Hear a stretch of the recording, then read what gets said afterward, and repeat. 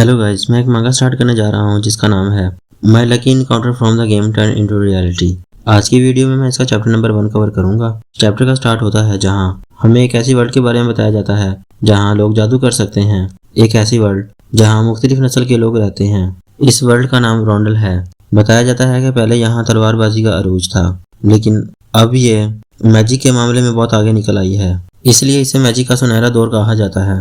फिर हमें एक पैनल दिखाया जाता है जहाँ एक लड़की वॉच पर अपनी दोस्त से बात करते हुए कहती है, मैं टेलीपोर्ट गेट के सामने हूँ, तुम कहाँ हो? फ्रेंड जवाब देती है, बस थोड़ा इंतजार करो, मैं टेलीपोर्ट होने ही वाली हूँ। आगे बताया जाता है कि बेशक मैजिक के मामले में ये दुनिया बहुत आगे आ गई है, लेकिन यहाँ का पॉलिटिकल सिस्टम आज भी पुराने दौर की तरह किंग्स और नोबल चलाते हैं। फिर एक और पैनल नजर आता है जहाँ दो गार्ड्स एक नोबल के गिर्द किसी को डांट रहे होते हैं कि छोटी मालिक के रास्ते में आने की तुम्हारी हिम्मत कैसे हुई। आगे कहा जाता है 30 दिसंबर 1999 ये वो तारीख है जिससे आगे एक नई सदी का आगाज होगा। लेकिन अगली सदी आते ही एक बड़ा आर्कमेज यानी जादूगर अपनी विरासत पर से पर्दा उठाता है। आर्कमेज की वीडियो स्क्रीन पर हर जगह चलने लगती है। आर्कमेज कहता है, दौलत, ताकत और नॉलेज, मैंने अपनी हर चीज को इस दुनिया में कहीं छुपाया हुआ है। जो भी इसे हासिल करने की ख्वाहिश रखता है इसे ढूंढे और इसका मालिक बन जाए।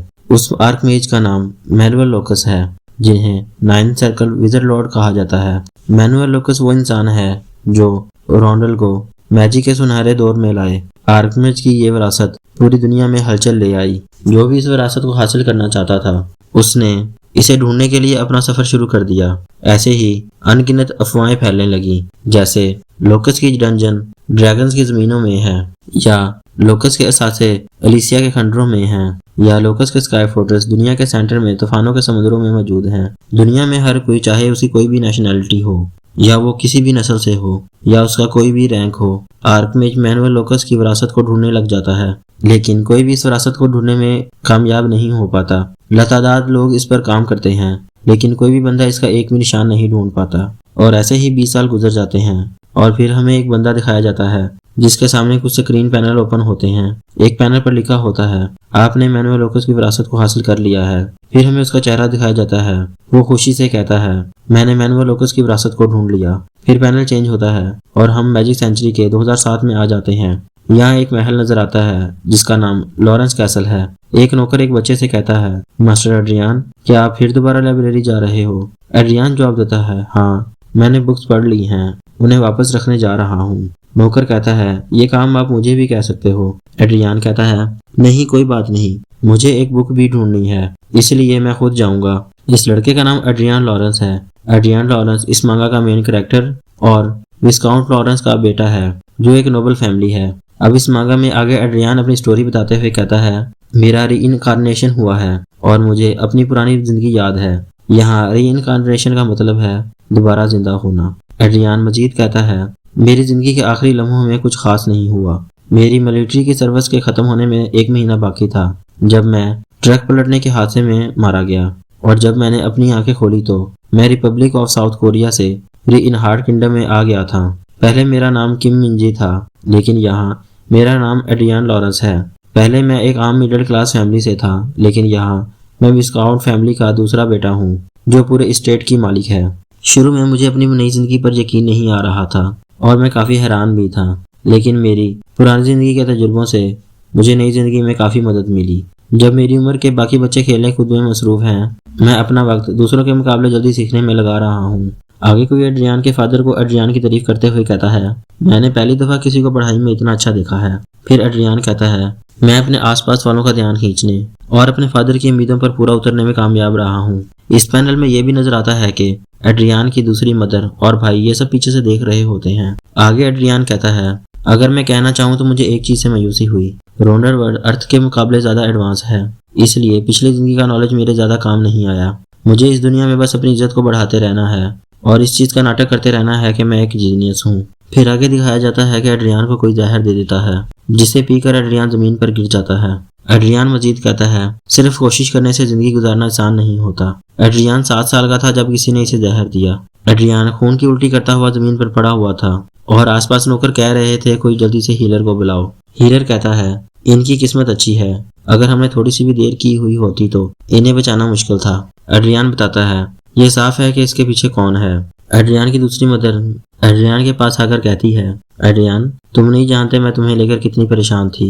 एड्रियान जब उसकी तरफ देखता है तो नफरत भरे चेहरे से एड्रियान से कहती है, क्या तुम ठीक हो? एड्रियान की दूसरी मदर का नाम एना लॉरेंस है, जो कि एक हाई क्लास फैमिली और एक पावरफुल बैकग्राउंड से है, और एड्रियान एक आम फैमिली से है। जब एड्रियान की वजह से एना का बेटा अपने फादर की नज़रों में कुछ खास जगह ना बना पाया तो एना के पास ये वजह काफ़ी थी एड्रियान को रास्ते से हटाने के लिए। एड्रियान दीवार पर मुक्का मारते हुए कहता है, तो क्या हुआ अगर ये दुनिया बहुत तरक्की कर गई है?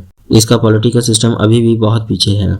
एना को गुनाहगार साबित करना एक अच्छे बैकग्राउंड के बगैर नामुमकिन है। एड्रियान सोचता है, फादर कुछ क्यों नहीं कर रहे? ऐसा हो ही नहीं सकता कि वो ना जानते हो कि ये एना का किया हुआ है। फिर एड्रियान को एहसास होता है कि फादर ने सब कुछ जानते हुए भी एना के किए हुए पर अपनी आंखें बंद कर ली हैं।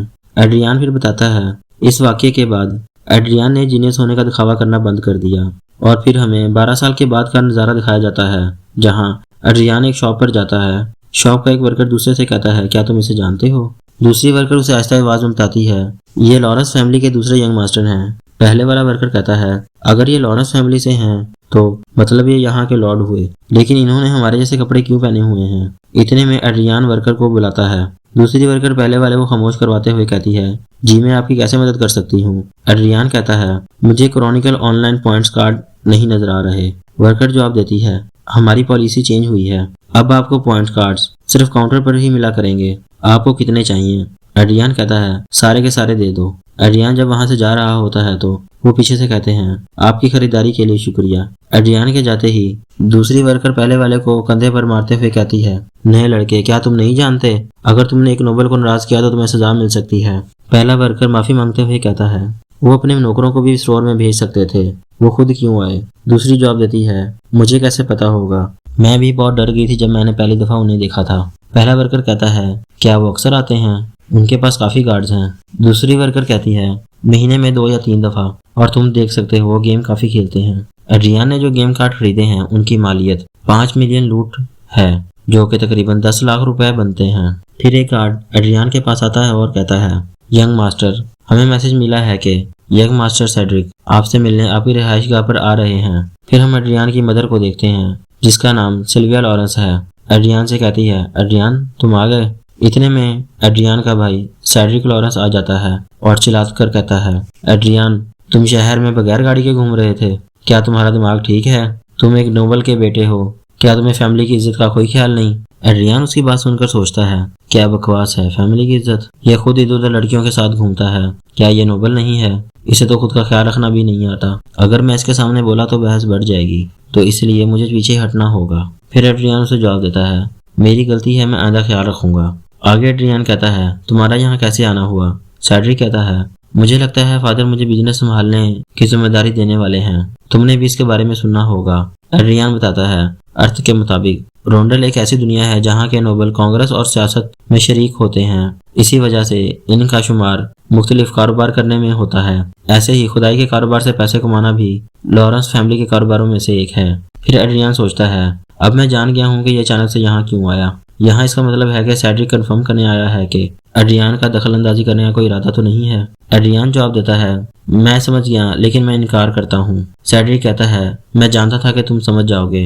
एड्रियान कहता है, अगर तुम्हारे आने का मकसद पूरा हो गया है तो तुम जा सकते हो, मैंने गेम खेलने के लिए बहुत सारे पैसे खर्च किए हैं। सेड्रिक एड्रियान के हाथ में गेम कार्ड्स देखकर हंसने लगता है और जाते हुए एड्रियान के कंधे पर हाथ रखते हुए कहता है, तुम्हारे लिए बेहतर है तुम यही करो। सेड्रिक के जाते ही एड्रियान की मम्मा एड्रियान से पूछती है, एड्रियान क्या तुम ठीक हो? एड्रियान कहता है, जी मैं ठीक हूँ। एड्रियान जब अपने कमरे में जा रहा होता है तो वर्कर से कहता है, मैं गेम खेलने लगा हूँ, जब तक कोई इमरजेंसी ना हो मुझे मत बुलाना। एड्रियान फिर बताता है, जहर वाले हादसे के बाद मैंने जीनियस वाली पहचान को छोड़ दिया और अपने लोगों से ताल्लुक कम कर दिए और खुद को दूसरों से दूर कर दिया। शायद मैं एक आम फैमिली से हूँ जो कि अब एक जीनियस नहीं रहा। मेरे साथ मेरे फादर का बर्ताव भी बदल गया। फादर के इस रवैये की वजह से मुझे दोबारा किसी खतरनाक हादसे का सामना नहीं करना पड़ा। इसी तरह अपनी पहचान को छुपाते हुए मैंने अपनी जिंदगी के 12 साल गुजारे। जैसे ही मैं ग्रेजुएट हुआ मैंने मदर के साथ महल छोड़ दिया। एड्रियान जब हाल से गुजर रहा होता है तो मुलाजिम आपस में बात करने लगते हैं कि यंग मास्टर जो कि पहले एक जीनियस कहलाए जाते थे अब वो गेम खेलने के आदी हो गए हैं। सुना है कि ये जहर का असर है, अब ये सिर्फ गेम में ही जिंदगी गुजारते हैं, गेम में इतना खो गए हैं कि असलियत से भाग रहे हैं। आगे एड्रियान बताता है, यहाँ के ज्यादातर मुलाजिम ऐना के नीचे काम करते हैं। मैं अपने घर में भी अपनी मर्जी की बात नहीं कर सकता। फिर एड्रियान कमरे में दाखिल होता है और गेम के हेडसेट को लगाते हुए कहता है, मैं गेम में इतना खो गया हूँ कि असलियत से भाग रहा हूँ। ऐसा हो ही नहीं सकता। आगे एड्रियान गेम में लॉगिन करता है और हमें वही स्क्रीन पैनल नजर आते हैं जो आर्कमेज की विरासत के होते हैं। यानी एड्रियान वो इंसान है जिसने आर्कमेज की विरासत हासिल की। गेम के एक पैनल पर लिखा होता है, आपके गेम के कैरेक्टर को आपकी रियल लाइफ बॉडी से नकल किया जा रहा है। एड्रियान की रियल लाइफ बॉडी और गेम की बॉडी में बस बालों के कलर का फर्क है। एड्रियान गेम के कैरेक्टर में बदलने के बाद कहता है, अगर तुम किसी पर नजर रखना चाहते हो तो तुम्हें उस पर गेम में भी नजर रखनी चाहिए। फिर हमें आखिरी पैनल नजर आता है जहाँ लिखा होता है, क्रॉनिकल ऑनलाइन गेम की एबिलिटीज हकीकत में भी असर करेंगी। इसका मतलब यह है कि एड्रियान गेम में जो भी एबिलिटीज हासिल करेगा वो उन्हें रियल लाइफ में भी इस्तेमाल कर सकता है। यहाँ हमारा चैप्टर एंड हुआ। चैप्टर को एंड तक देखने के लिए शुक्रिया। वीडियो को फॉलो या सब्सक्राइब लाजमी कर दें। Thank you for watching. Like and share please.